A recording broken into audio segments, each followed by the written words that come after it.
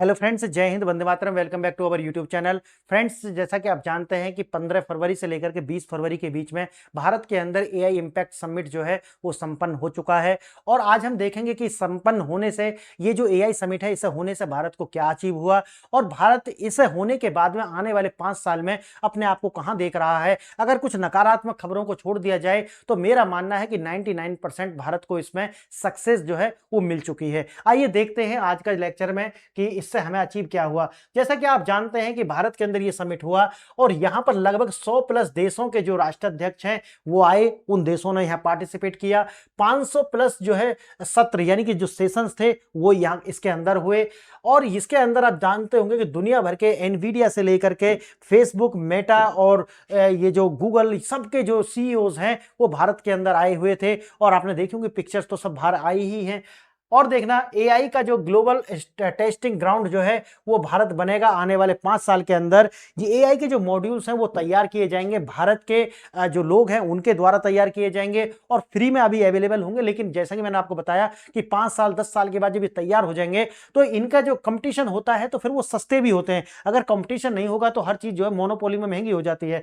तो ये पैसे तो होंगे इसके, लेकिन ऐसे नहीं होंगे कि हमारा कोई आम आदमी इसको जो है वो उपयोग ना कर पाए। आगे देखना, 140 करोड़ आबादी वाला जो विशाल भारत का जो डेटा है उसके साथ ही जो है इनको ट्रेंड किया जाएगा। 7 मुख्य मुद्दों पर केंद्रित रही थी चर्चा, जैसा कि मैं आपको आगे भी बताऊंगा इसके अंदर। इसमें सुरक्षित एआई यानी कि एआई से क्या क्या नुकसान है, एआई के क्या क्या फायदे हैं, एआई से हम सुरक्षा कैसे पा सकते हैं, अपने जो ह्यूमन जो एग्जिस्टेंशियल जो है क्राइसिस से ना जूझे, इसको लेकर के बहुत सारी चर्चाएं हुई। और इतना ही नहीं, भारत में लगभग ये जो हमने $70 बिलियन का जो हमने रखा हुआ था कि हमको ये बजट के अंदर कि ये 5 साल से 7 साल के अंदर हमको 70 बिलियन लाने हैं, ये टारगेट हमने अचीव कर लिया। ना सिर्फ विदेशों से ही बल्कि भारत के अंदर भी लगभग $250 बिलियन जो है ये निवेश किए गए हैं हमारी जो प्राइवेट सेक्टर की जो कंपनी है उनके द्वारा। और सरकार के द्वारा अगर मिला लिया जाए तो $250 बिलियन बैठते हैं। तो एक ये जो है पॉजिटिव निकल करके आया है।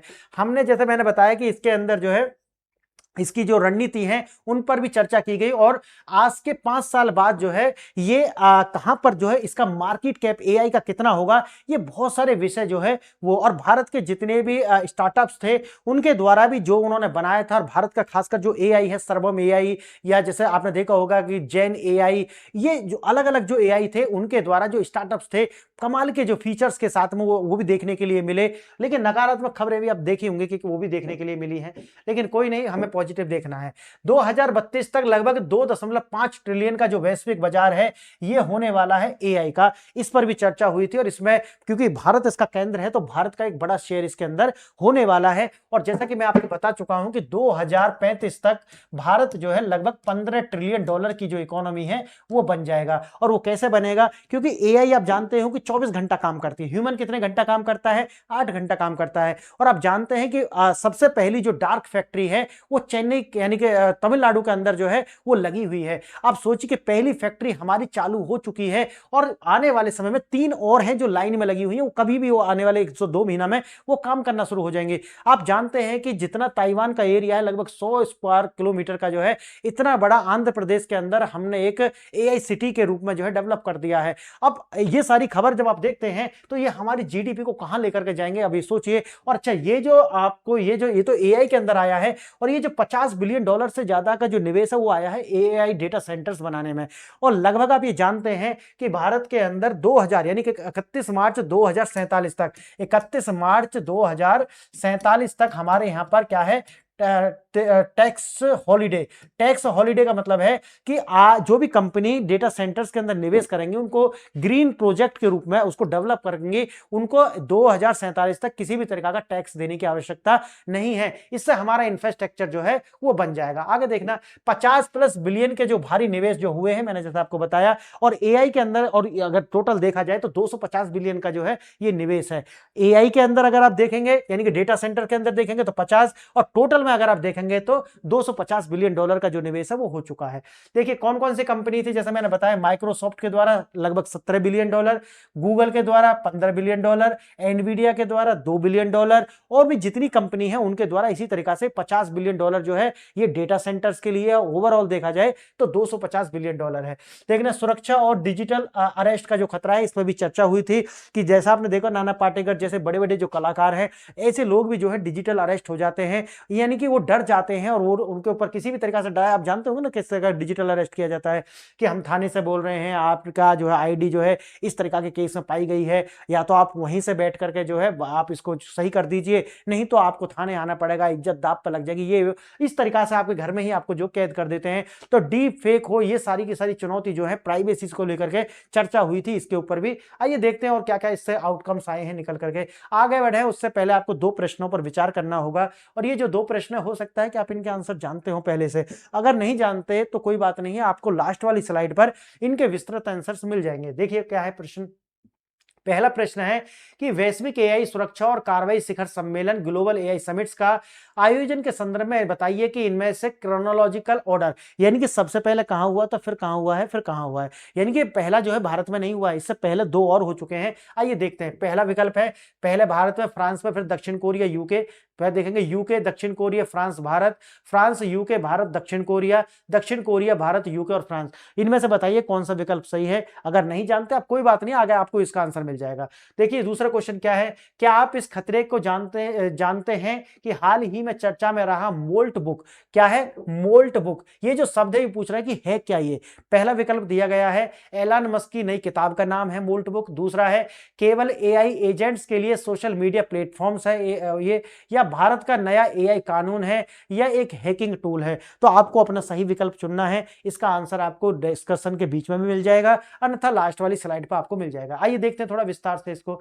2026 दुनिया का सबसे बड़ी जो बैठक है वो भारत के अंदर हुई है, ये आप बिल्कुल जानते हैं। 100+ देश यहां पर आए हैं, 15 राष्ट्रों के अध्यक्ष आए, 100 से ज्यादा कंपनीज के सीईओ आए हैं। अश्विनी वैष्णव जी की ने पुष्टि की है लगभग 500 से अधिक सेशन इसके अंदर हुए थे, और कोई भी ऐसा नहीं है जो 1 घंटे से कम का सेशन हुआ हो। देखिए $1 ट्रिलियन की अर्थव्यवस्था, पैसा मशीन की ओर भाग रहा है। जैसे कि आप जानते हैं कि अभी जो है आज अगर देखा जाए तो लगभग $775 बिलियन का जो है एआई का अपना मार्केट कैप है, लेकिन ये मार्केट कैप बढ़ने कर कितना हो जाएगा 2032 तक, 2.5 ट्रिलियन का जो है ये मार्केट कैप हो जाने वाला है। मार्केट कैप समझते हैं ना, यानी कि एक वैल्यू कितनी होती है पूरी की पूरी इस इंडस्ट्री की, उसको यानी कि जितना इसके शेयर वगैरह खरीदे गए उनको भी बोलते हैं। आगे देखना 2025 में $757 बिलियन जो है निवेश हुआ, जिसमें कि $100 बिलियन जो है अकेले अमेरिका में हुआ। एनवीडिया वगैरह जो मैंने आपको शुरू में बताया है। दिल्ली तक का जो रास्ता है कैसे होता है, देखिए यूके में 2023 में आपको जो पहला क्वेश्चन है उसका आंसर मिल गया। 2024 के अंदर कहां हुआ था, श्योल के अंदर हुआ। 2025 के अंदर कहां हुआ, फ्रांस के अंदर हुआ। 2026 में कहां हुआ, इंडिया में हुआ। तो क्रम पता चल गया पहले वाले क्वेश्चन का। ठीक है आगे चलते हैं।